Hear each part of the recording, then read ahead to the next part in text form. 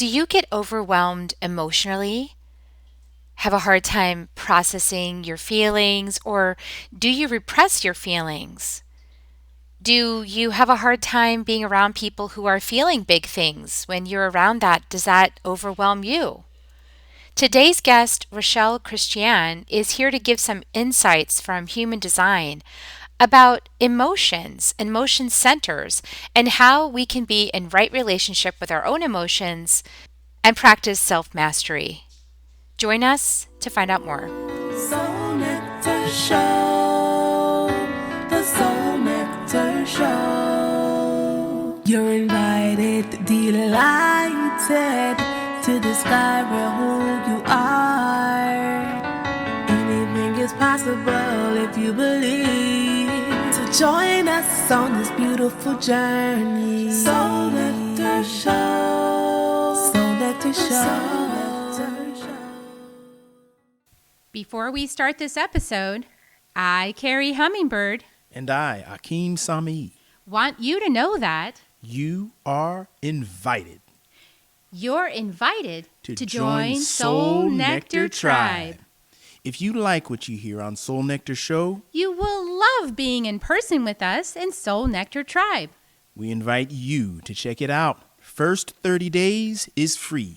Right now, go to carriehummingbird.com, KERRI, hummingbird.com/membership, and sign up.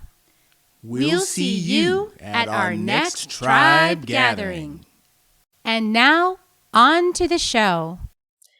Hello, and welcome to another episode of Soul Nectar Show, that show where we talk about all things essence, where we gather around the campfire and we share our stories of connection to that which is bigger than us, to the great mystery beyond the veil, to those synchronistic moments that lead us towards something more true about ourselves that we can discover in the inquiry and in the experience of life. I'm your host, Carrie Hummingbird, and I gotta tell you, I look out there in the world and I see people arguing over their facts and their information and the information wars, of 2020. And I just go, ha ha ha, that's like the story of my life, for at least 20 years of my life in a relationship where it was all about, well, can you prove it?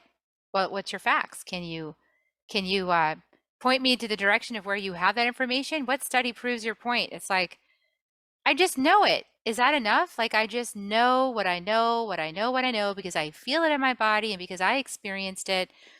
And that almost like that experiencing of it is more true. And when I finally gave myself permission to stop playing the proving game, I ended up in a space where I could actually just relax into my experience of life and start to trust that, trusting that life is bringing me everything I need to know about myself and the world, and it's bringing it to me in an experiential way that I'm having through my whole body, my emotions, my perceptions, my visions in my mind, and it's well beyond just thought, and words. Although words are really helpful to describe some of what's going on, but it's just moving out of this space of, everything has got to be so logical and rigid and explained in some kind of, you know, scientific study.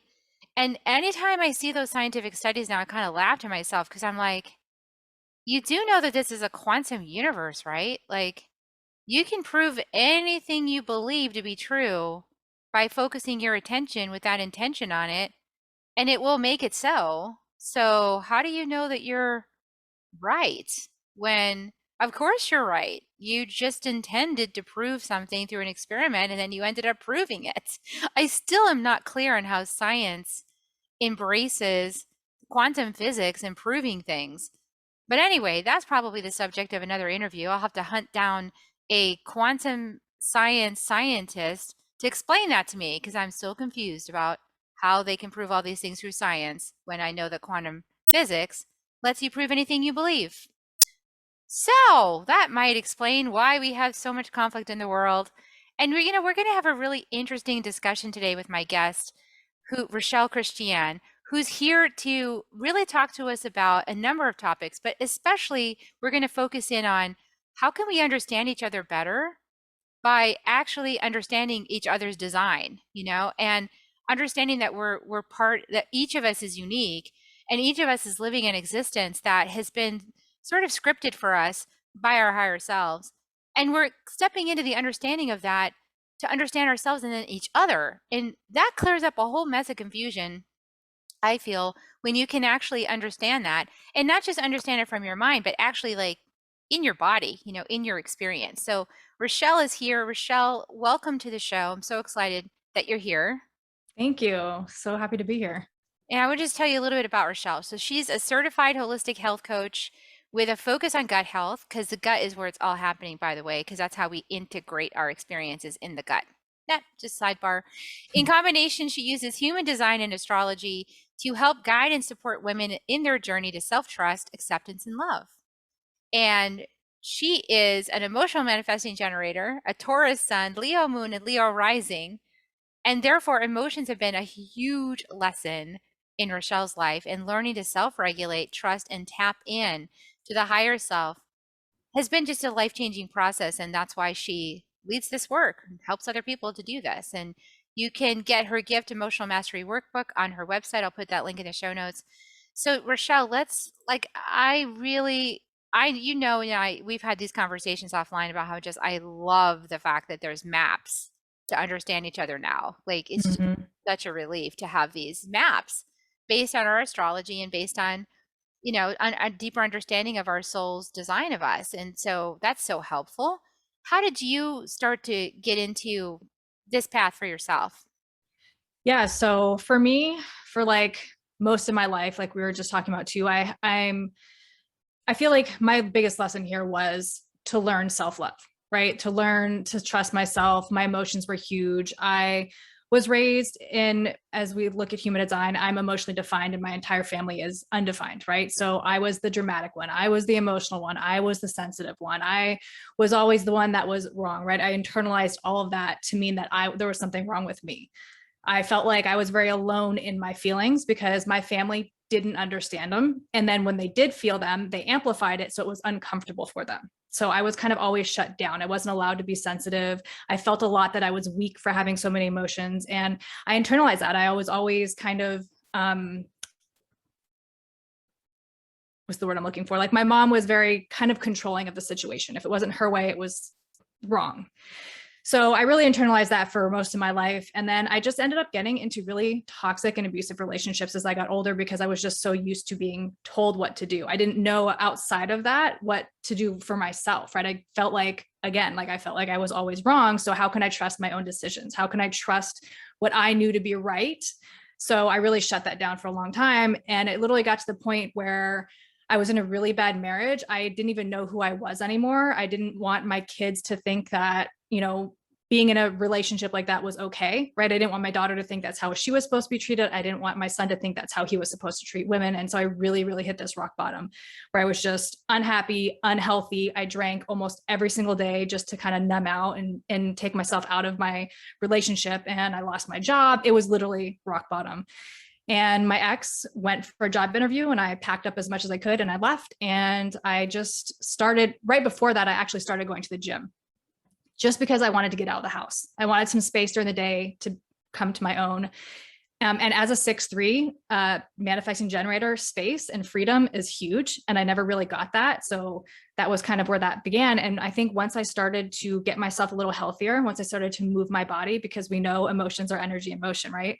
So once I kind of started to mix that up, I got a little bit more clarity on my situation and I left, and it was the best decision I ever made. I just started my healing journey. I started working out more. I started eating right. I started then gradually getting into spirituality. But I still like kind of had a confusion of that self-trust and that self-love. It still wasn't quite there.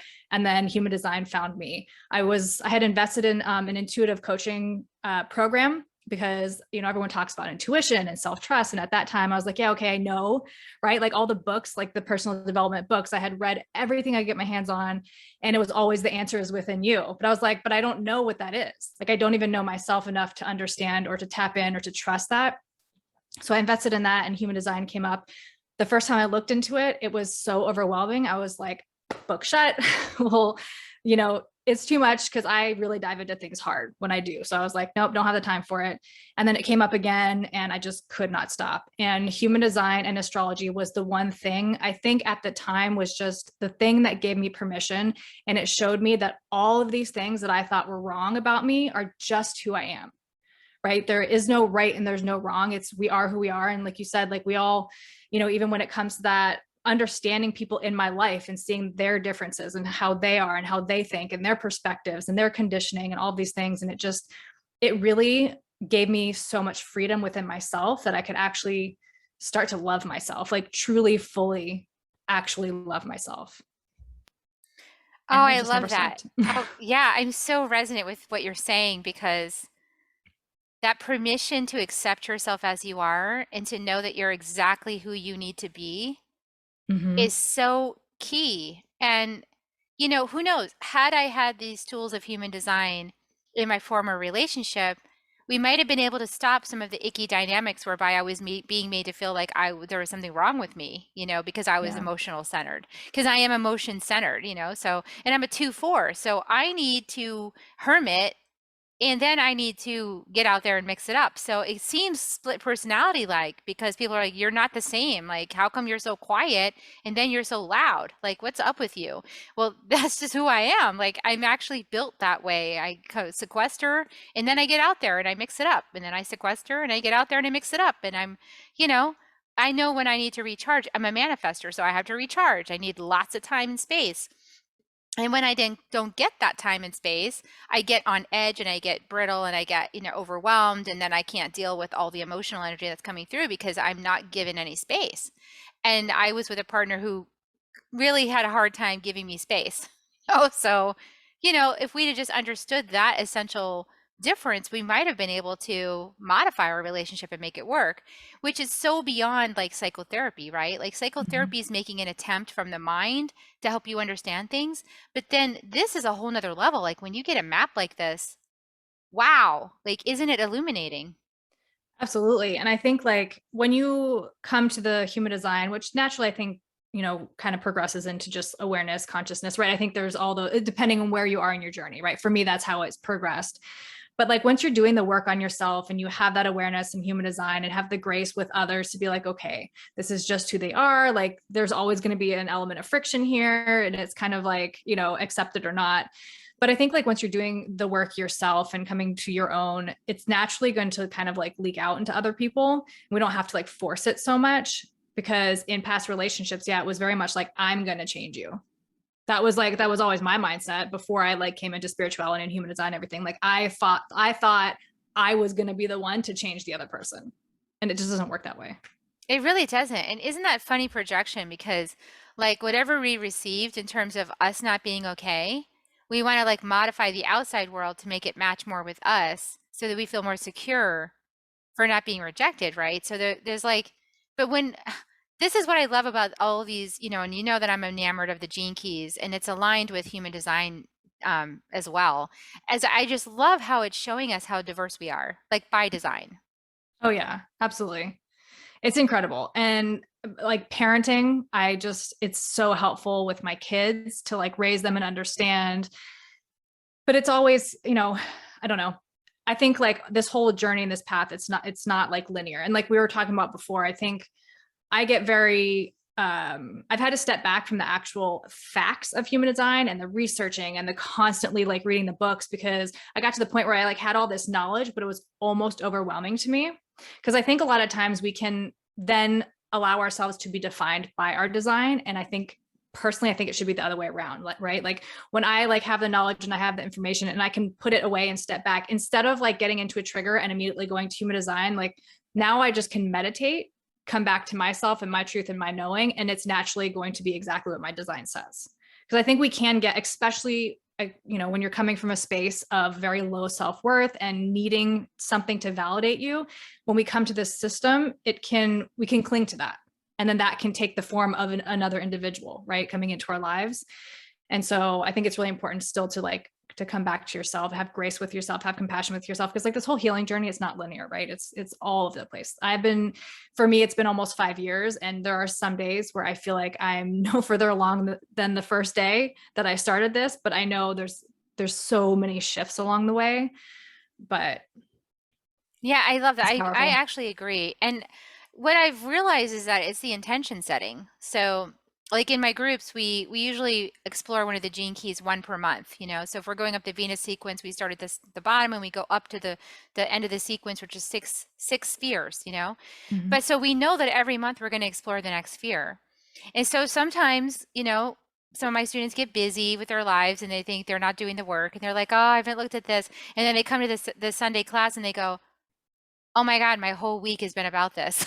Like my entire week has been hitting on this Mhm. shadow in my chart. And it's like, oh my gosh, like life conspired to show it to me, even though I thought I wasn't doing the work. So there's lots of ways to play and dance, you know, with these expressions of our design. Yeah, that's such a beautiful thing. And with human design, they go in 7 year cycles, right?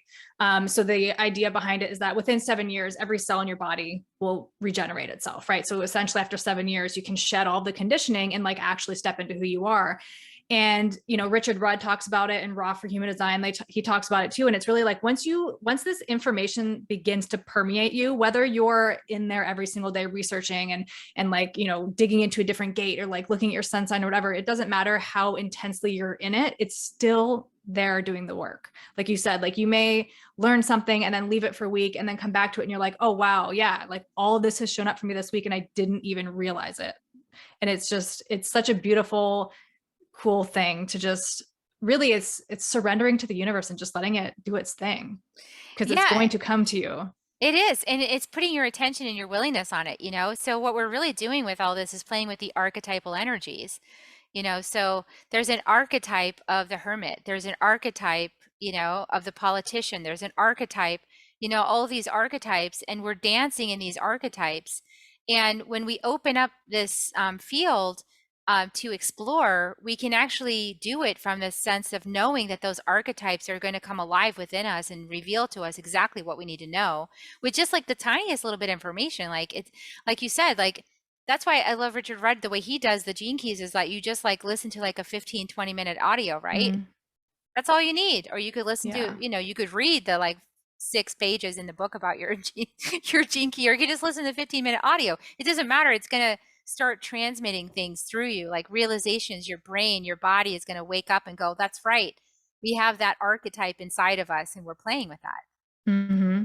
And Richard Rudd has such a beautiful way with words. I He's a love reading poet. his stuff. Oh, he absolutely is. If anybody has read Raw's material, it is Raw has a certain way of talking that you either love it or you hate it, but he's just like all over the place to like get to a point. But Richard is really like, again, beautiful with the words. Yeah, it's like poetic and it's just makes so much sense. So I love reading his stuff. It's beautiful.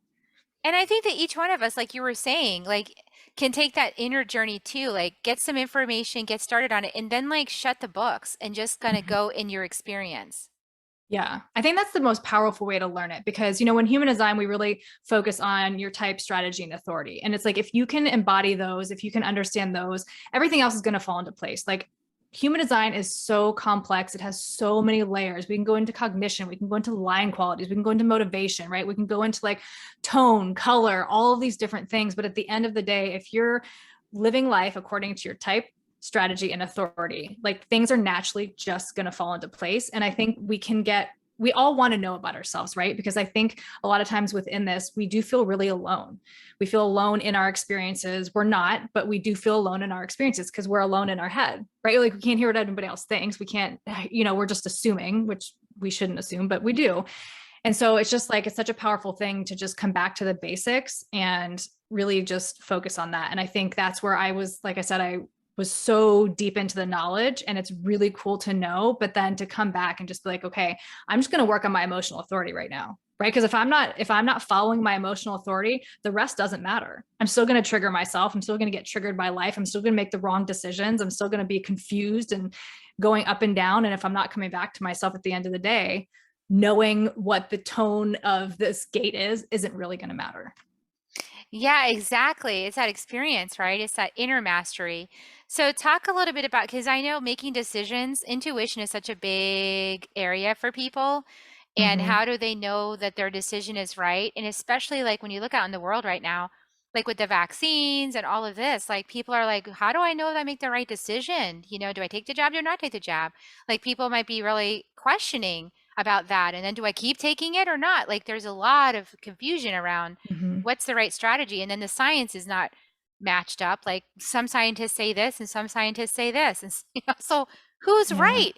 So how do people, I mean, give some tips about emotional authority, like, or there's other types, right? Like there's gut authority, like there's splenic authority, like there's all these different ways. Like give us a rundown of like, how do people make decisions? So yeah, in Human Design, there's 7 different authorities. You have emotional, sacral, splenic, self-projected, ego manifested, ego, completely lost what that last one was. And then mental, I'm missing one in there. But so there's 7 types. Sorry, I know it's an ego one. Ego manifested, self-projected. Anyway. But so yeah, once you learn your authority in Human Design, that's really the way that your intuition speaks to you, right? So if you're emotional authority, you have to go through this wave of emotions. You have to go up, you have to go down, you have to come back to your neutral space. If you're sacral or splenic, it's more an in the moment knowing. Sacral is really cool because, and sacral is only for generators. So sacral is really cool because you can kind of tap into that and it actually speaks through you. So like if you ask me a question, like you want to go for dinner? Or do you want to go for pizza? Right? Like you can kind of play with that and have people in your life like ask you questions like that. And especially kids are very cool. Both my kids are generators. So I can kind of play with that and be like, do you want to do this? Do you want to do that? And of course, most of the time my son's like, and my daughter's like, ugh. So it's like then finding that balance of like, okay, well, can we agree on something? Splenic authority. Splenic is in the moment. It's like one hit, it speaks, it's quiet. It's probably the most, like when we learn about intuition is very quiet, right? Intuition comes from a space of love, not a space of ego. So I feel like the splenic authority is kind of like that in the sense is it speaks once, it speaks quietly. So your actual physical health is really important if you have splenic authority, because if your vessel isn't running properly, you're not really going to be able to tap into that. And then you have, ego manifested. So you have your ego center connected to your throat, which is a manifester. And so they really have to listen to like what they want. That's going to be really important. And it's going to be about speaking. Then you have self-projected projector, and that's the heart center. Yeah, the identity G center is connected to their throat. And again, it's the kind of similar. They really need to speak out loud to understand what is right for them. And then you have mental, whereas you have your head connected to your throat and everything below is open. So for them, it's really important to be in the right place, be very aware of where they're at and how that feels to them to know if something is right for them or not. But at the end of the day, I really think because it gets so loud out there, right? There's so many opinions, like you said, there's so many facts, there's so much science, there's so much people wanting to project and push their values on other people. So for me, it's just been a matter of really meditation is like my number one biggest advice. No matter what your authority is, come back to that space in meditation where you can really tap into yourself. Because it is like, how do we know what's best for us, right? And it's like, if I make a decision, but everybody else is making a different decision, and there's a lot of shaming going on right now. If you don't get the vaccine and your family's shaming you, or if you do get the vaccine and your spouse doesn't want to get it, there's shame there, right? And I think that is just a big one that's, in the last year, obviously that's been kind of big. So it's like coming back to yourself and trusting that, because you are going to get pushback. You are going to get shamed sometimes, if that triggers you, right? But yeah, I know in my personal experience, there's been a lot of low key shaming coming from certain people. And I just have to, it's like not outward, like, but it's there. And subtle so it's shaming. Yeah. And so it's just coming back to myself and understanding that what's right for me isn't going to be what's right for you. And having grace and compassion in that. Like, I'm not going to shame you for your decisions. If you feel that it's right for you, that I trust you enough to know that that's what's right for you. Right. Really, at the end of the day, your decisions, granted, if you're my partner, if you're my child, like, yes, your decisions may affect me more so, but at the end of the day, it's your decision. Like, when I started my journey, that's what I always had to tell myself. when my mom wanted, or my friends wanted to tell me what I should be doing. It's like, at the end of the day, when I get in bed at night, they're not up in here. They're not in my head. They don't have to go to bed with all of the chaos that goes on in there. So I would rather this be calm and quiet and be sure of myself than to do something for someone else and just sit there and my mind is spinning at night and unhappy and resentful and angry and bitter, right? So Yeah, it's so true.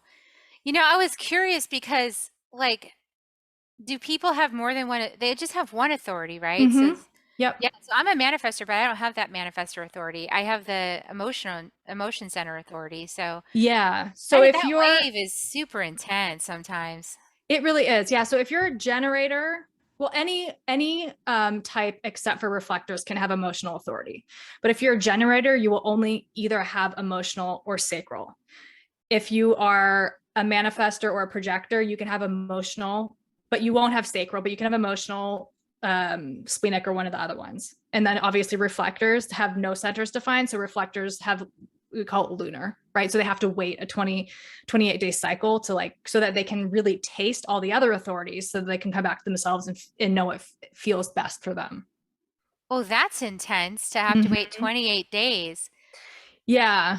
I have impatience in my chart. That would be really hard for me.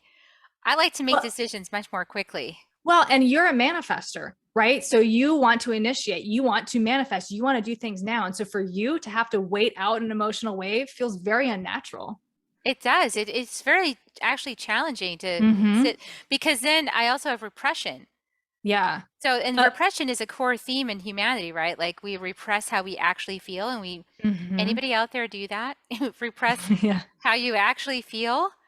And then you have to give yourself space to feel what you actually feel. Encourage yourself to feel what you actually feel, and then feel it fully all the way through until the end. That's a lot.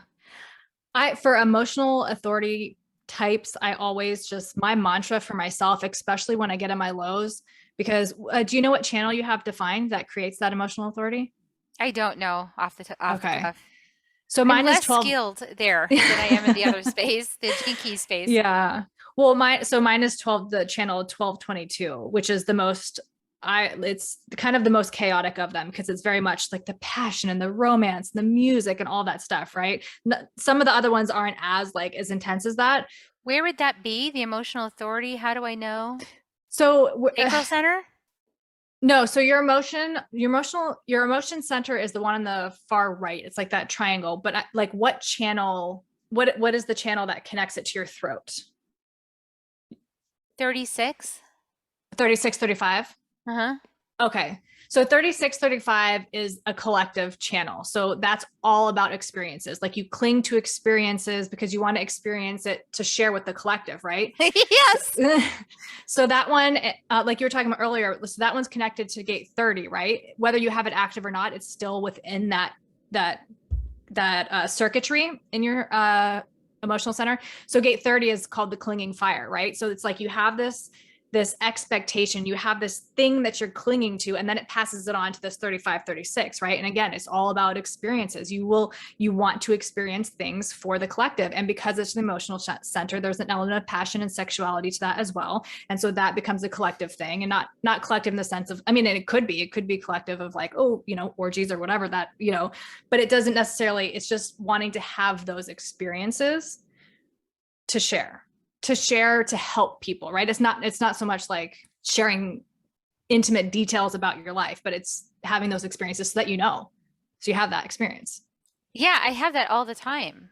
I started realizing it. Years ago, I started realizing, I think I'm feeling more than just my stuff. And then I would go on social media, I'd be like, is anybody else feeling whatever I was feeling? And they'd be like, yes, oh my God. And everyone else, I was like, that is so weird to realize that. It was like, wow, I'm feeling what everybody else is feeling, or this group of people anyway. And then to talk about it, to really experience, sampling it and tracking it and kind of go deep within myself with it. And then that's where most of my writing comes from. That collective experience. Yeah, absolutely. That's beautiful. Mine is, so my channel is individual, right? So in a way, it almost makes me selfish, right? Because it's like, I get so caught up in what I'm feeling and what I'm experiencing. It's not so much for everyone else, right? And it's not to say that I don't want to you know, I have a 6-3 profile. And so the 6th line is the role model, right? So like within my life, I'm collecting all of these experiences and I'm observing things so that I can share and be there at the end. When I hit 50, right, I can come down and be the actual role model because I've experienced and trialed and errored. But like my specific emotional channel and my wave is individual. And so when I get low, it's like all consuming. But I always like, my mantra when I get in that space, because it consumes me mentally, it consumes me physically, and it's so intense. But I just always sit there, I'm like, this too shall pass. Like, this is not forever. And it feels so hard when you're in it, right? When you're in that space. And that's why things like meditation have been, and journaling and movement. Like last week or 2 weeks ago, I was in such a low space. I was just like, I didn't even want to get out of bed. I felt like so heavy in my body. I didn't work out for 3 days. You know, like it's always in those times that we don't do the things that we know is going to help, right? Because we just feel so low and so down. But like once I started going back to the gym and I started like drinking more water and I kind of picked myself up a little bit, I literally woke up at like 3 o'clock in the morning and I was like, oh, the feeling is lifted, right? It's like coming back to these tools that we have to give ourselves to come to this space of clarity. Because even if you're not emotionally defined, people who are not emotionally defined take it and amplify it. And especially, so if you're undefined, it means you have a gate activated. So my son, he has an undefined emotional solar plexus, but he actually has a lot of active gates. So if you are completely open, you have no active gates in a center. So people who are open emotionally, the ones that I've spoken to, when they actually allow because they're very disconnected from their feelings. Because if you think about it, it's literally this center that's floating over there all by itself with no activations and no energy going towards it. So they almost like kind of shut it off. I've noticed open emotional people, just they're very disconnected to their emotions. But when they do feel them, when they do allow them in, I've had people who are open tell me that when they actually feel emotions, they feel like they're dying. It's so intense. And so that's why I think they have to shut it off. Because if you walk around allowing that in all day from your experiences and from life, that can be really, really intense. I think that's what repression is for. Yeah. And it's our job as emotionally defined people to really regulate our emotions, understand our emotions so that we can show the people who are open and undefined how to properly control those so that it doesn't become so overwhelming and so intense, because we're out here pushing that on everyone. Oh, that's so interesting. Mm-hmm. That's a fascinating statement. Yeah. You know, I am aware that, you know, as an emotionally centered person and a person with big energy, when I show up in a space, I am felt. Like I am definitely influencing the atmosphere of the event, whatever the thing is. Mm-hmm. And I've noticed this throughout my life, even when I was unconscious. And I kind of started getting resentful. Like everyone just expects me to be happy. And when I'm happy, they all love me. And when I'm not happy, it's like there's no space for me to be not happy. So that's why I think it's so important to have community. You know, for people who are emotion centered, need to have community where they can be held in the powerful emotions they're feeling so that they don't have to feel like that's wrong or bad to have those emotions, but just in a space where people have the capacity to hold space for that kind of emotional expression. Yeah. I have somebody in my life that I care like deeply about. And I feel like this individual, they're open emotionally. And so obviously this is where this information is so cool to me, to be able to be like, that's why, instead of internalizing it. Not just that I don't internalize it sometimes, because I do, but because I am emotionally defined and I have intense emotions, and I'm a Leo moon and Leo rising. So my emotions are just, I'm all over the place with my emotions, and I've learned to like self-regulate them. But for most of my life, they were just flying all over the place. But there's a specific person that I care a lot about, and they're open emotionally. And so whenever I tend to be with this person, for one reason or another, like my emotions kind of take over sometimes. And it's one of those, it's a cycle thing, and I'll get to that. But like, I feel like because I am like that, it's so uncomfortable for them. They don't like that feeling. And so then they don't want to hang out with me as often. And I internalized that for a long time of like, oh, you don't like me, you don't want to be with me. But then at the end of the day, it's like, if you're open emotionally and you're constantly with someone who has big emotions and big emotional waves, that's very uncomfortable for you to be around. So it's like, then like we said earlier, it comes on to me to be like, okay, today I'm emotionally neutral. Maybe today would be a good time to hang out with them, so I'm not pushing my emotions on them.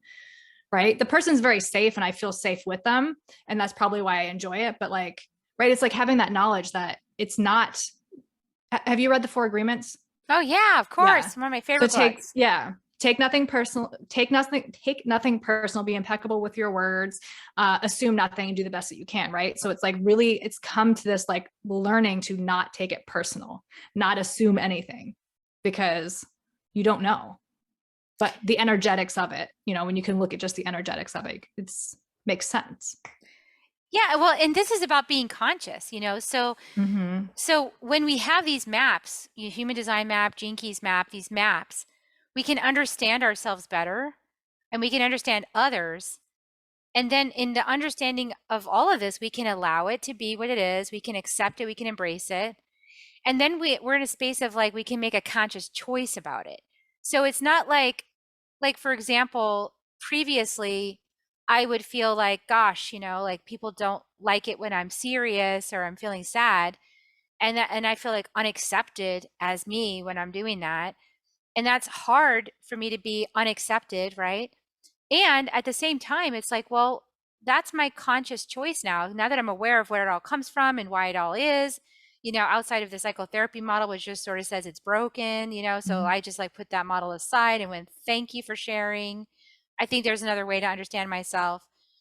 And now in this space of neutrality, it's like, we can make conscious choices like you're making, like to say, hey, okay, I know that my friend is an open emotion center. It's hard on them when I'm emotional. So today's a pretty neutral day. So I'm feeling up. I'm feeling happy. I'm feeling good today. Today would be a good day for us to hang out. And, the other stuff, well, I have other people that can handle that depth and actually enjoy it, So like when I'm with my emotion centered people and my groups and things, like we actually love the emotion. We're like, this is great. That feels like such a relief to like let it flow through. And if there's tears, it's like a relief because it's like the rain in the jungle, it's just so nice to have it clear. Yeah. And you as a group, you're not amplifying the emotions, right? Like if I'm in an emotional wave, you're emotional, it's not going to affect you. Do you know what I mean? Like it gives you the beautiful, compassionate grace to sit there and actually truly hold the space for me and not take it on as your own. Exactly. And so when you are with people who maybe don't respond to you when you're in a low, those people probably are undefined emotionally or open, right? Because they're feeling it so intensely that they don't want to be with you. And it's not a reflection of your worth or your value or anything like that. It's uncomfortable for them. That's how they're feeling. And so, yeah, just understanding that is beautiful.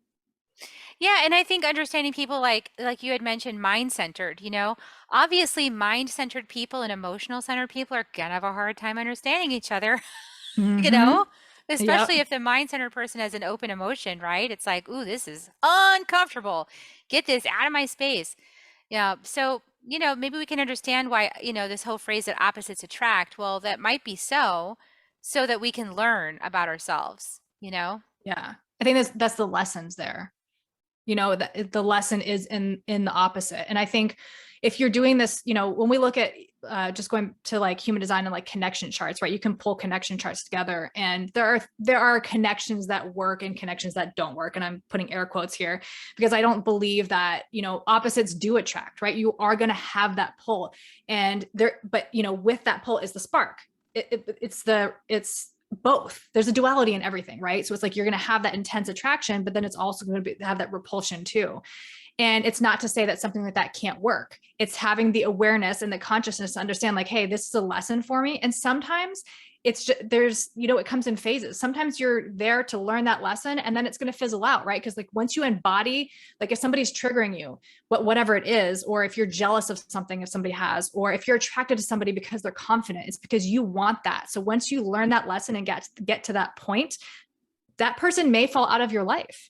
And it's hard to do from a mind place, right? Because you want to make sense of it. Your mind will spin and spin and spin and ask more and more questions and it just never lets it go. So it's really coming back to that intention and like your body and really knowing what's true. And I think a lot of relationships, at least, mine in the past, I wanted to change them. I wanted to fix them. I wasn't aware. I didn't have this level I didn't know what human design was. So it was like, I was clinging to something that clearly wasn't working just because I thought that's what I was supposed to do. I wasn't happy. They weren't happy. And so I think, yeah, just coming to that space of, this is supposed to be fun, right? Like we're supposed to learn lessons here, and it is serious and it is hard and there is trauma and there is pain. And I think being an emotional person is so beautiful because it's like poetry. It's like music. Like I can sit here in my pain and it can be so hurtful, but I can still somehow find the beautiful lesson in that, right? I can sit there in that pain sometimes and just be like, this is a beautiful thing that I get to experience this in this life. It doesn't always feel good,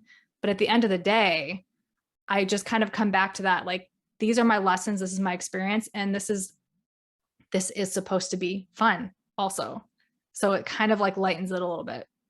Yeah, I was actually realizing, because I've been contemplating the gene key of seriousness in the shadow that goes to ecstasy along the path of delight. And it's my culture, which means that it's my main prosperity. It's how I'm prosperous.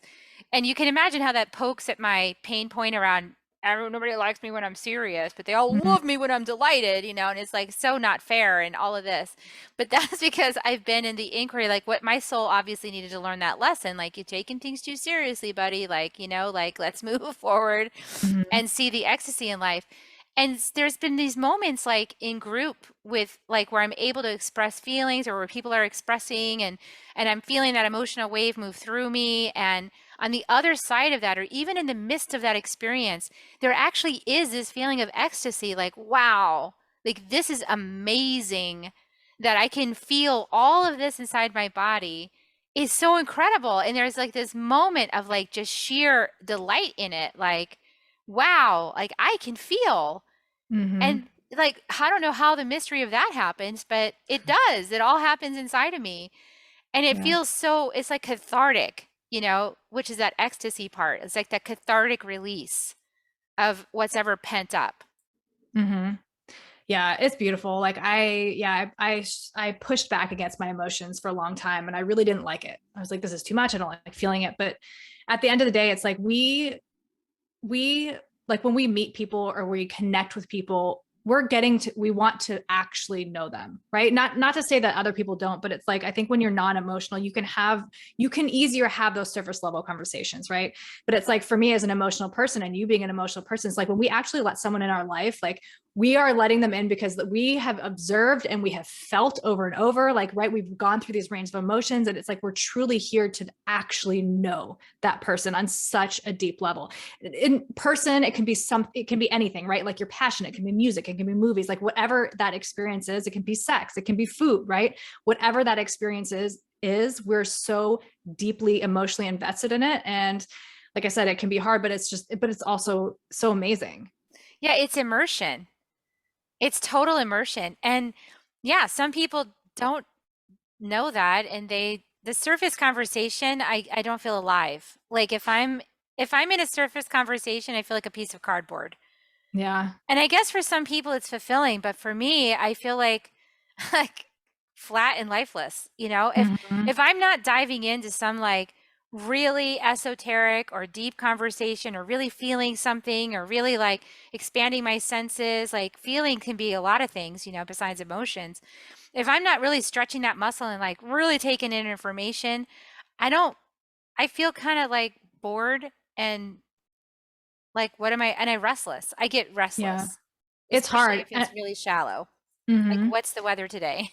Yeah. Who cares? Yeah.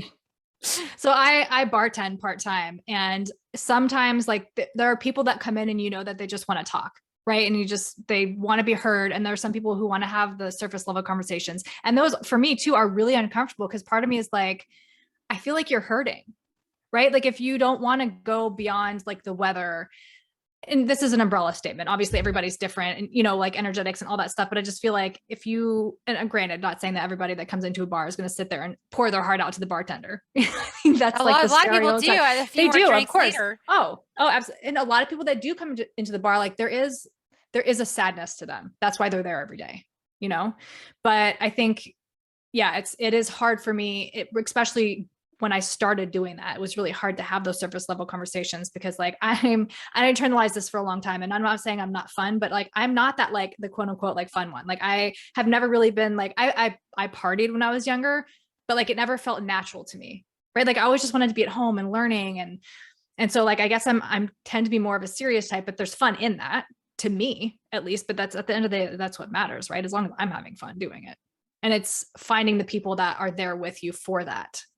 So I think a lot of times we like want to fit in with certain groups and certain people, and there's just like a disconnect. And again, coming back to yourself, meditating, like, do I actually want to be part of this? Is this like making me smaller because I have to now shrink down to like hide my authenticity so that I will fit into this group? Or is it expanding me, right? Can I show up and have a conversation and it be beautiful and expansive, and we learn and we grow, and that's personally where I'm at, but everyone's at a different place in their journey. Everyone's at a different place in their journey. And, I had to learn the hard way that when you're an emotional processor and you can feel everything and you can feel the depth and you can feel beyond even to things that people don't know that they're experiencing. And you can touch on those things, like with your words, like I found this.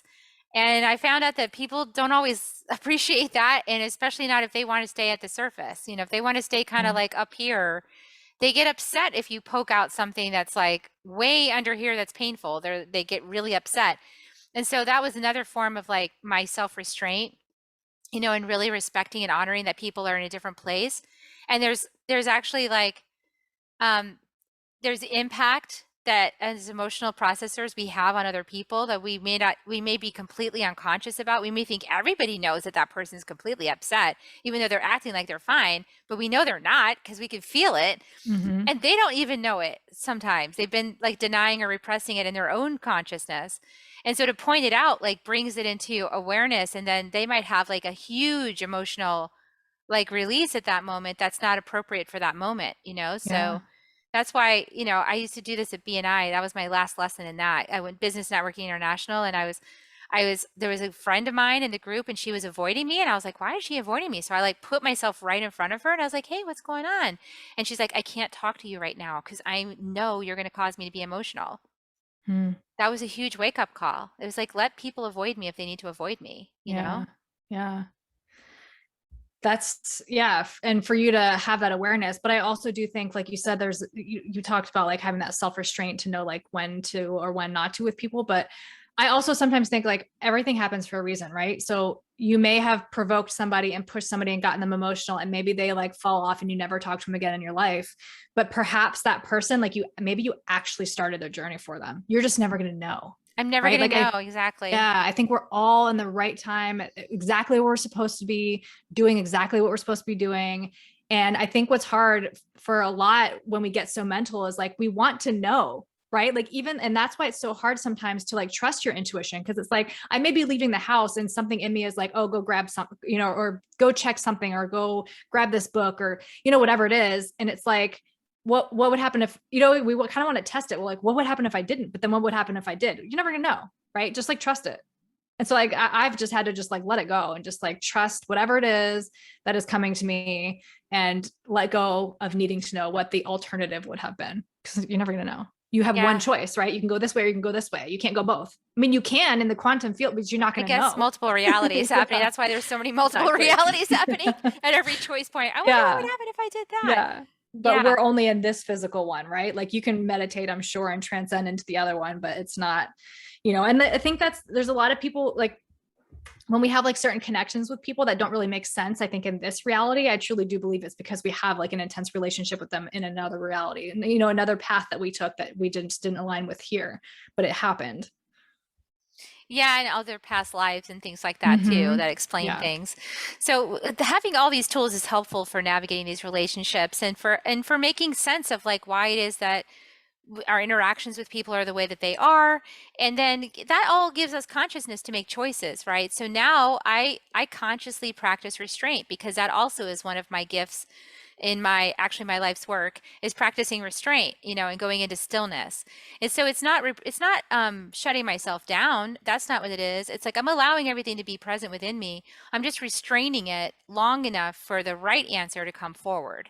because it might be that I need to go talk to my friend at BNI. It might mean that I need to walk up and, hey, how are you doing? Mhm. But if I don't slow down and get still enough, I won't know if that's coming from my insecurity or if that's coming from a divine message. So, Yeah. it's that learning ourselves and how to navigate our inner realms. So important. That's why I love the work that you do. I'm so glad you help people understand themselves better through the human design and their astrology. So tell us a little bit about how you work with people. I know that you have a free gift that you offer, the Emotional Mastery Workbook, Hmm. and I can Yeah. link to that. Yep, that is available now. So, as an MG, manifesting generator, which is my human design type, like I am so multi-passionate, there's so many things that I want to incorporate. But like my main focus, my journey started in health and fitness.